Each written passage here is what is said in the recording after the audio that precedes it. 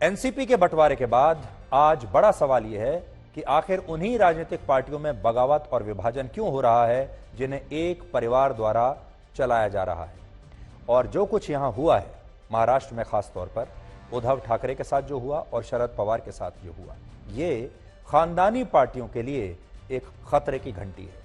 वो सारी पार्टियां जिन्हें एक खानदान चला रहा है, वो सारी पार्टियां जिन्हें एक प्राइवेट लिमिटेड कंपनी की तरह एक परिवार चलाता है, आज उन सब के लिए कुछ सोचने का दिन है।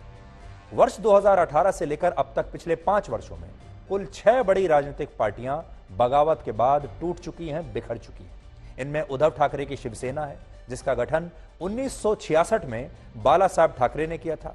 फिर उनके बाद उनकी पार्टी का नेतृत्व उनके बेटे उद्धव ठाकरे ने किया और उद्धव ठाकरे के बेटे आदित्य ठाकरे भी इस पार्टी में बहुत अहम रोल निभाते थे। यानी एक परिवार मिलकर इस पार्टी को चला रहा था, जिससे असंतुष्टि बढ़ी बाकी के नेताओं में और असंतोष बढ़ा और एकनाथ शिंदे जैसे नेता जो ठाकरे परिवार से नहीं थे, उन्होंने बगावत कर दी और बाला साहब ठाकरे की शिवसेना पर आज एकनाथ शिंदे का अधिकार है। यानी उनके परिवार ने ही उस पर अपना अधिकार खो दिया। पूर्व केंद्रीय मंत्री और बिहार के नेता रामविलास पासवान की लोक जनशक्ति पार्टी भी 2021 में इसी तरह टूटी थी, जब उनके बेटे चिराग पासवान को पार्टी अध्यक्ष बनाने का विरोध करते हुए उनके ही भाई पशुपति कुमार पारस ने बगावत कर दी थी और सारे नेताओं को अपने साथ मिलाकर पुरानी लोक जनशक्ति पार्टी को उन्होंने अपने कब्जे में ले लिया था। और उस समय उद्धव ठाकरे की तरह चिराग पासवान को भी अपने पिता द्वारा गठित पार्टी छोड़नी पड़ी थी और अपनी नई पार्टी बनानी पड़ी थी। उससे और पीछे जाइए, 2018 में हरियाणा की इंडियन नेशनल लोक दल भी विभाजित हो गई थी और परिवार से अलग होकर पूर्व मुख्यमंत्री ओम प्रकाश चौटाला के पोते दुष्यंत चौटाला ने अपनी नई पार्टी बना ली थी, जिसे अब जननायक जनता पार्टी कहा जाता है। 2018 में ही उत्तर प्रदेश की समाजवादी पार्टी में भी झगड़ा हुआ था और अखिलेश यादव के चाचा और मुलायम सिंह यादव के भाई शिवपाल यादव ने नई पार्टी बनाकर समाजवादी पार्टी के चुनाव चिन्ह पर अपना दावा किया था। उत्तर प्रदेश का अपना दल पार्टी भी, उत्तर प्रदेश में एक पार्टी है जिसका नाम है अपना दल, वो भी पारिवारिक झगड़े की वजह से 2 बार टूटे। और इन सारी पार्टियों में यह बगावत और विभाजन इसलिए हुआ क्योंकि इन पार्टियों को एक परिवार द्वारा चलाया जाता है और जो बाहरी नेता होते हैं, बाहरी कार्यकर्ता होते हैं, जो अपनी मेहनत के दम पर, अपने परिश्रम के दम पर इन पार्टियों में दिन रात काम करते हैं, उन्हें पार्टियों में कई दशकों तक इतनी सेवा और परिश्रम के बाद भी उसका कोई फल नहीं मिलता। उनका जो ग्रोथ है वो होता नहीं और वो शीर्ष तक तो कभी नहीं पहुंच सकते क्योंकि शीर्ष पर बैठा है परिवार और इसलिए ये पार्टियां टूट जाती हैं। और आज एनसीपी के साथ भी यही हुआ है क्योंकि एनसीपी को भी एक परिवार की पार्टी बना दिया गया था। अब आप सोचिए, हालांकि एनसीपी के साथ जो अलग बात हुई है वो ये है कि टूटने के बाद भी ये रहेगी उसी परिवार में, क्योंकि अजीत पवार भी उसी परिवार के हैं और वो शरद पवार के भतीजे हैं। तो शरद पवार ने भी जब इस पार्टी को चलाया इतने दिन तक, तो उन्होंने इस पूरी पार्टी को एक परिवार के बीच ही रखा। शरद पवार, उनकी सुपुत्री और उनके भतीजे ने वर्षों तक 24 साल तक इस पार्टी को चलाया है। अब जाकर उनकी अनबन हुई है और यह पार्टी टूटी है। इसके अलावा ये तमाम वो पार्टियां हैं जिन्हें चलाने वाला परिवार जनता के बीच तो ये कहता है कि पूरा देश उनका परिवार है। आप सोचिए, ये सारे जो परिवार हैं जो पार्टियों को चलाते हैं, ये कहते हैं पूरा देश उनका परिवार है, लेकिन अंदर ही अंदर ये पार्टियां इस सिद्धांत पर काम करती हैं कि पूरा देश ही इनके परिवार का है। तो ये 2 अलग अलग बातें हैं।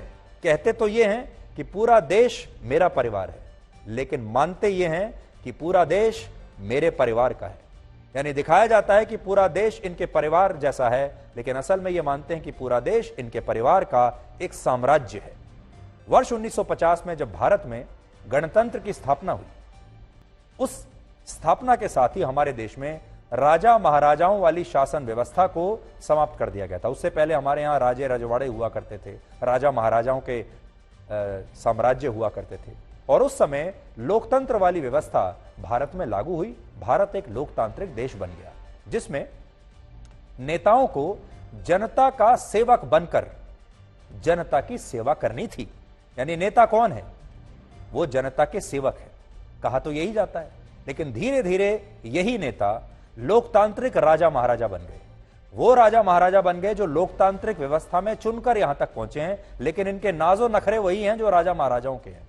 और धीरे धीरे राजनीति में ऐसे परिवार आ गए जिनका साम्राज्य आज एक लोकतांत्रिक पार्टी के जरिए चलता है। और इनमें से ज्यादातर जो पार्टियां हैं वो क्षेत्रीय पार्टियां हैं, उन सबको एक परिवार चलाता है। और ये सारे जो परिवार हैं ये राजा महाराजाओं की तरह व्यवहार करते हैं और अपने उस राज्य को, जिस राज्य की ये पार्टियां हैं, उसे अपना साम्राज्य समझते हैं। आपने देखा होगा इससे पहले कांग्रेस में भी यही था। कांग्रेस पार्टी को भी एक गांधी परिवार इतने वर्षों तक चलाता है और आज भी गांधी परिवार इस कांग्रेस पार्टी को एक प्राइवेट लिमिटेड कंपनी की तरह रखता है। तो ये हमारे देश में लोगों ने इसे स्वीकार कर लिया, क्योंकि लोगों को इससे पहले राजा महाराजाओं की प्रजा के तौर पर रहने की आदत पड़ी हुई थी।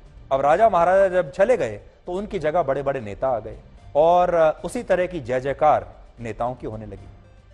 उस समय के राजा महाराजाओं और आज के नेताओं में अब कोई ज्यादा बदलाव नहीं है, क्योंकि पहले राजा का बेटा राजा बनता था और अब इन नेताओं के बेटे को पार्टी का नेता बनाया जाता है।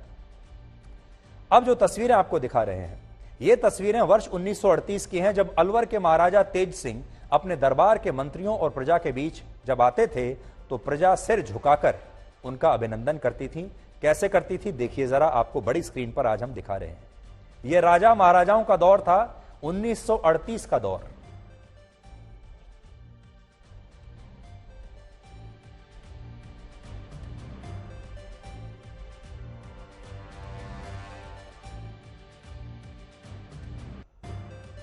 अब इस तरह की तस्वीरें अब देखिए। और बीकानेर के महाराजा सादुल सिंह बहादुर की ये तस्वीरें, जब वो शाही जुलूस पर निकलते थे तो इस दौरान उनके काफिले का स्वागत दोनों तरफ खड़ी हुई सड़क के दोनों तरफ प्रजा करती थी।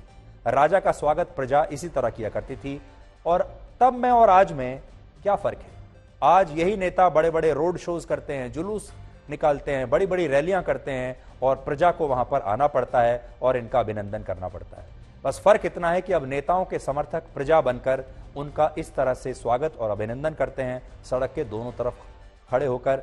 और आज जब शरद पवार अपनी बैठक के लिए आए मुंबई में तो उनकी गाड़ी पर ऐसे ही फूल बरसाए गए और उनका काफिला ऐसा ही दिख रहा था जैसे किसी पुराने राजा के शाही जुलूस जैसा दिखता था।